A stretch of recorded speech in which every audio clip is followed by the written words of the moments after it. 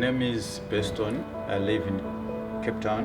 Also, I do delivery. Interbet helped me to realize my dreams. Now I have my own delivery vehicle and I'm able to do the removal in and around Cape Town.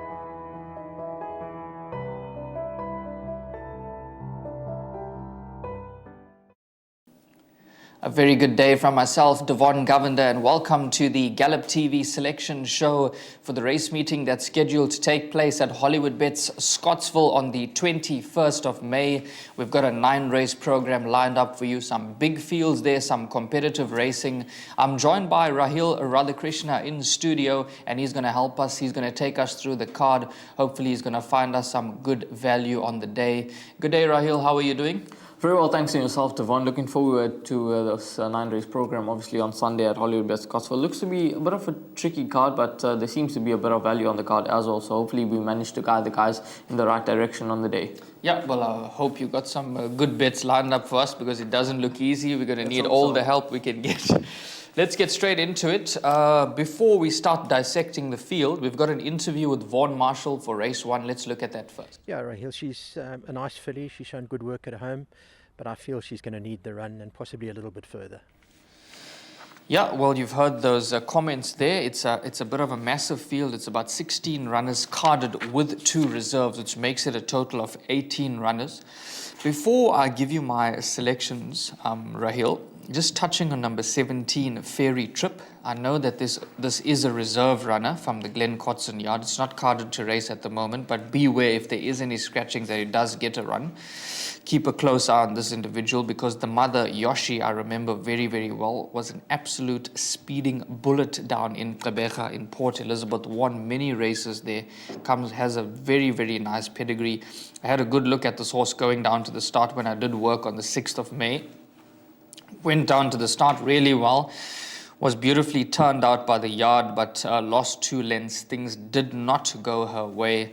I have spoken to Glenn, and they've given me a comment on this horse, said has shown some improvement back at home. So if she does get a run, I'll definitely be keeping a close eye on her because I remember the mother very, very well, was very, very speedy. But back to the business end of affairs, my numbers here, Rahil, 11, 3, excuse me, and 12. So I quite like number 11, Bomber Girl from the Tini Prinsloo yard with Bling Kumalo aboard. Last run was in a feature, and I think in this race she should have an undeniable chance at around about 28 to 10. Yeah, she's definitely a runner that you've got to keep on the right side here. Last time out she raced in the Strelitzia, which is a grade 3 event for the 2-year-old fillies, and she was beaten behind Winter Cloud, well beaten on that occasion, 8 lengths, but we've obviously seen Secret Identity come through from that form line and win quite a comfortable race.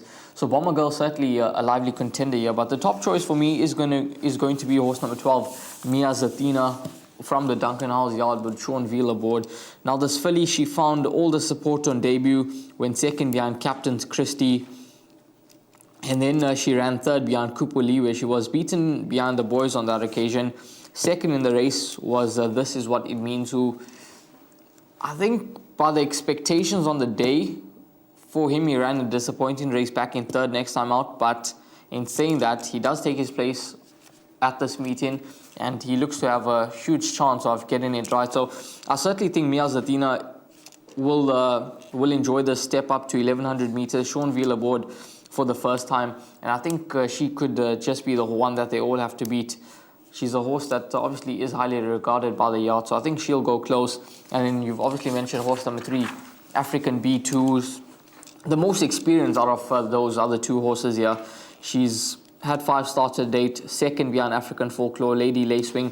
If we go on that Captain's Christie run, she's got a bit to find with Mia Zatina, but we'll obviously see how she does go. These juveniles improve at different intervals, so it's hard to say whether Mia Zatina will confirm the form with that or whether African Beat will be able to turn the form around, but I'm pretty confident that Mia Zatina will go very, very close to getting that maiden out the way. It does look to be a race between those 3 horses.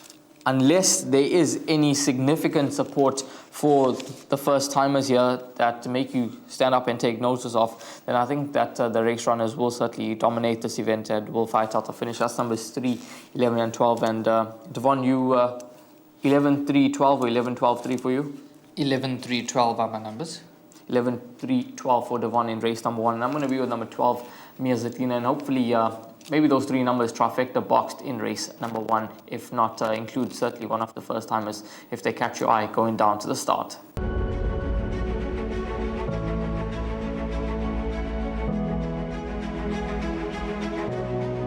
It's good fun. Days like these are great. You get the whole industry together, and to have, companies and corporations like Interbet and Cape Racing who are so generous with sort of time and energy into making a day like this possible is it's fantastic for everyone.